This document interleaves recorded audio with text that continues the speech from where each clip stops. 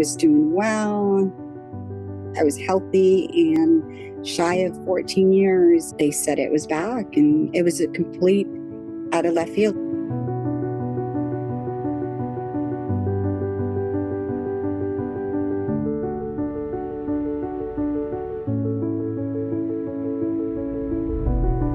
It was back in 2005 when I started to become ill. I was being seen by a gynecologist because we were trying to have our third child. And in that process, I lost that child and proceeded to have like a hematoma in my ovary. And in the middle of that, I was getting stomach pains also.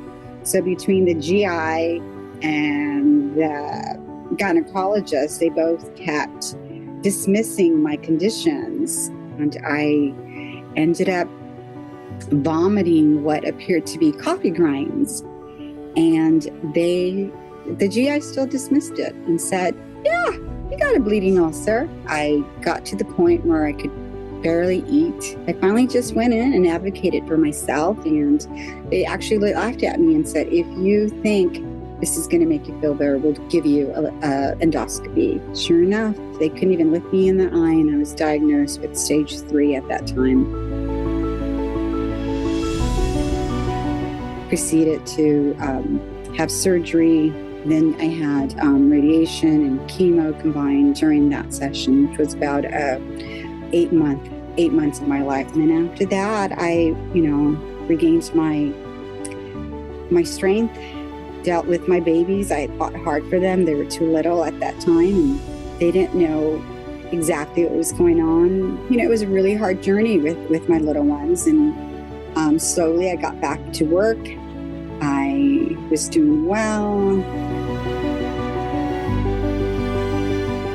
I was healthy, and shy of 14 years in end of February of 2020, which we all loved that year.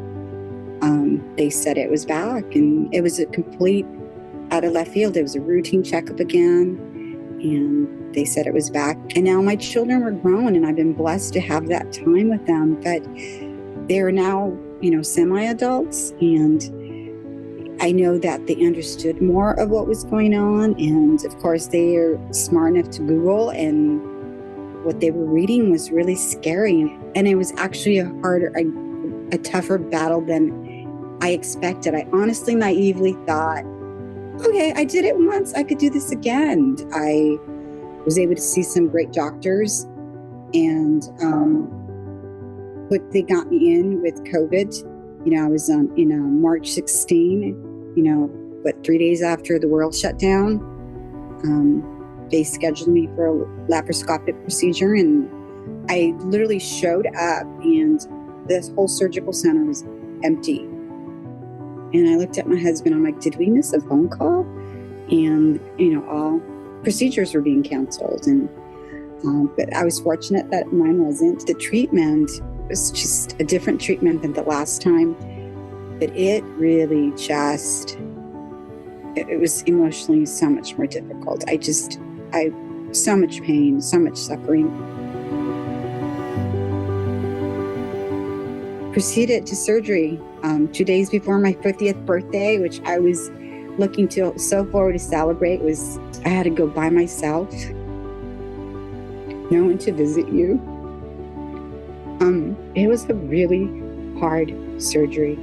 And the third day of after my procedure, walked to the bathroom, and as I was walking out, I started to what was just like bile coming out. And luckily she was a very young nurse, so blessed to have had her.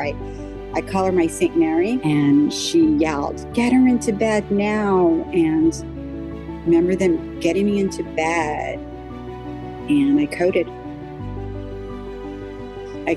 and I think I was out for 3 days, and my husband couldn't come in. He just got a phone call saying that I was in ICU. And this year I'll be reaching 3 years, and living with this new normal of a stomach is definitely not an easy road.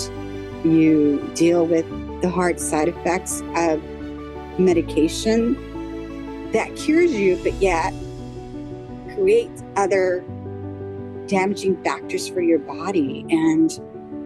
But you're still grateful to be alive and continue to see your family.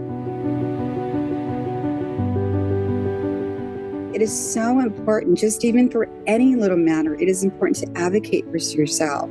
And honestly, when I was so ill, it was 6 months for them to diagnose me, and I knew something was wrong, and no one was listening to me.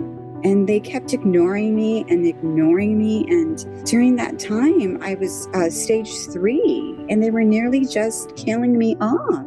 Speak up. Keep bugging them. Call. This is your right. This is what you need to do. Because no one knows you but yourself. And that's what I did. I went in and I said, I do feel something's wrong. And yes, if you do go in and do an endoscopy, it would make me feel a lot better. And the doctor still still looked at me like I was a crazy lady. But you know what? If I hadn't put my foot down, I probably would be dead by now.